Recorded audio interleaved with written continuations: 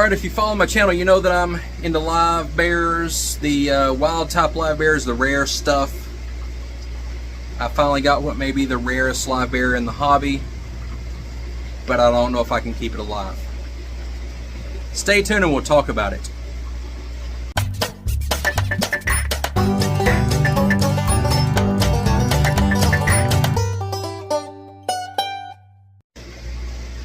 If you follow my channel, you know that I'm into rare live bears.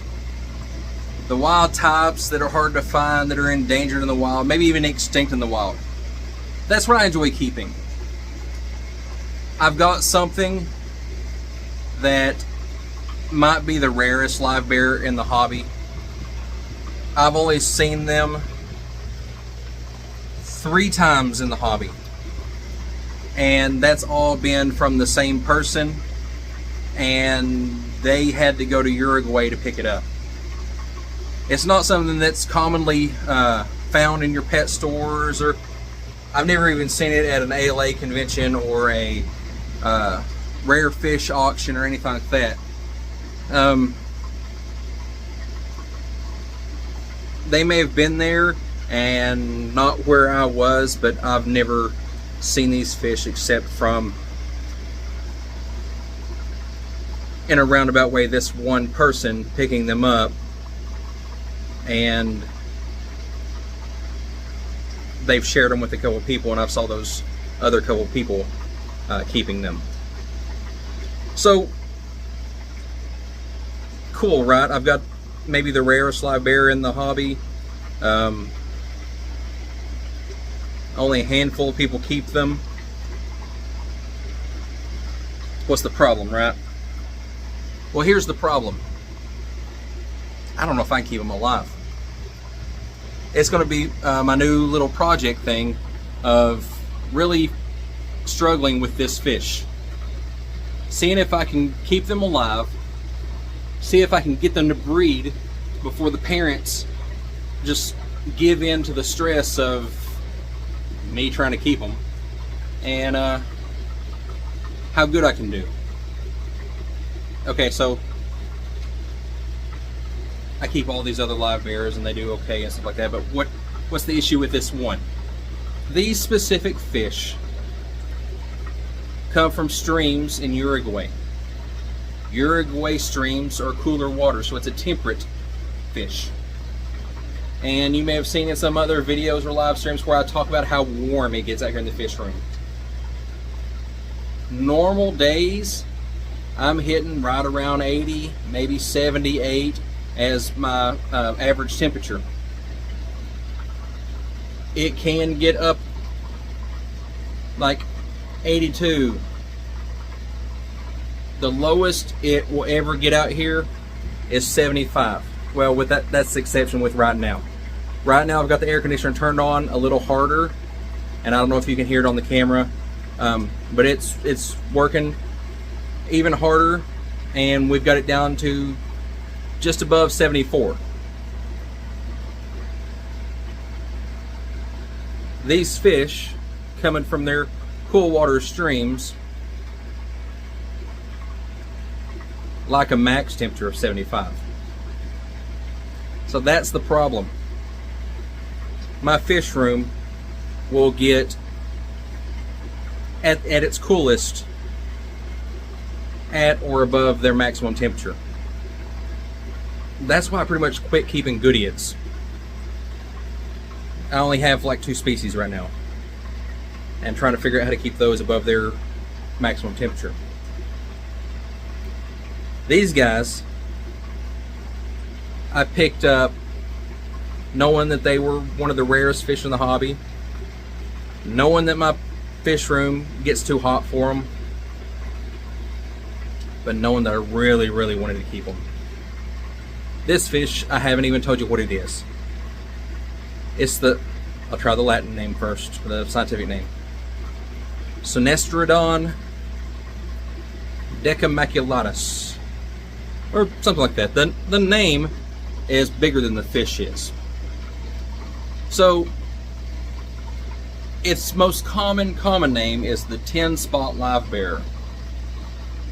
And like I said, this specific strain of them that I picked up was collected by an individual in Uruguay and brought back on the commercial airplane back to the US.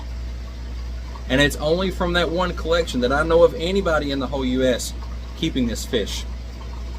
There may be others, but that's where these fish come from. So the ones that I have are the F1s, F2s, you know, the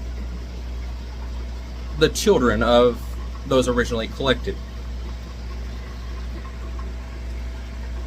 They are a small live bearer. They're about 1.5 inches at most on size, but they're pretty hardy. You know, like guppies, they like harder water. They like cooler water though. They breed like guppies, but they don't have as many babies. They still have the month gestation. They still are part of the Pacilliid family with the gonopodium and the internal fertilization, and all of that stuff. But instead of having 50 babies, they might have 10. So, what do I do to keep these guys alive and get them to breed here in this fish room? I've got a few different ideas, and I want to make them feel as much at home as I can. But that's going to be hard because my fish room is really a tropical fish room. My fish room runs hot, has high humidity, and gets treated like they're in the tropics. Yeah, this is a project tank back here working on seeing how fry will do in dense algae. Maybe a video on that later. But I've got them in a 10-gallon tank, and I'm going to be introducing live plants to that tank to try to encourage their reproduction and their fry output.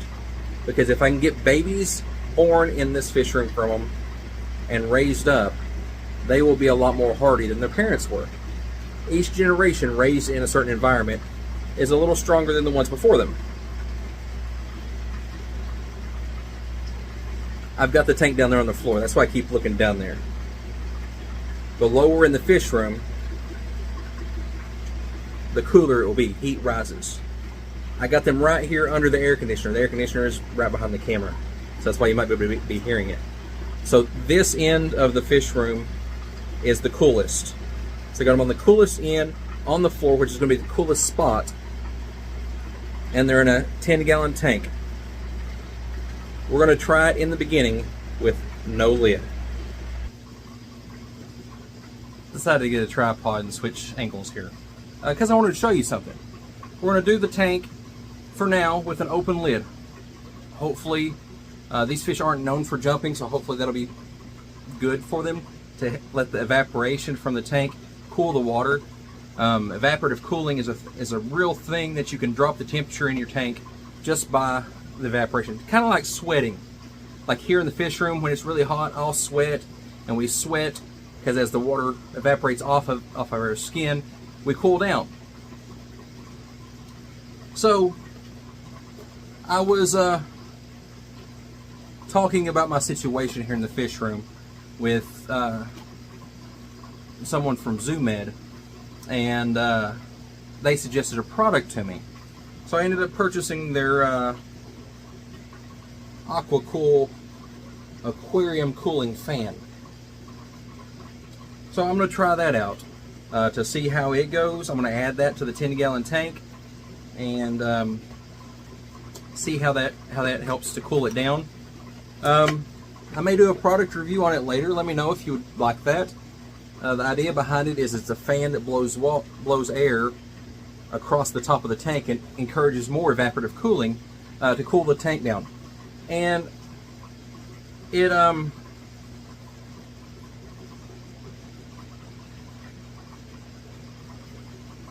don't know if it says anywhere on here, I didn't read the package, but in our conversations we were talking about it could potentially drop it up to 10 degrees.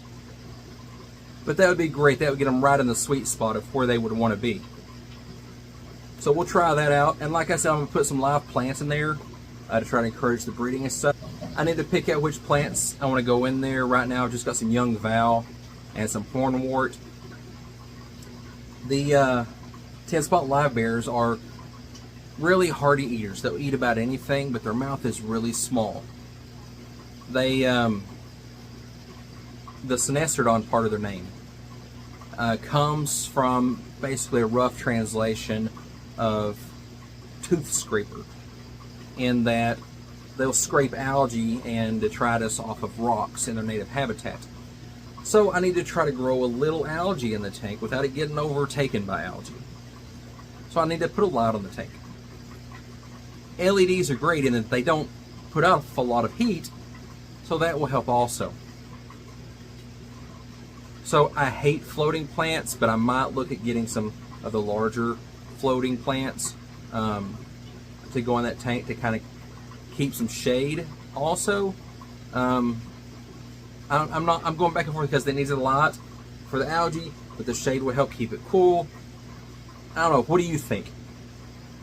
But I've got them right now. I had them temporarily quarantining in a little 5-gallon tank, and just so I could keep a better eye on them. They're not going in with any other species, so they could have quarantined in their 10-gallon, but it would have been harder to see them with the plants and being on the floor there and being able to watch for diseases and stuff.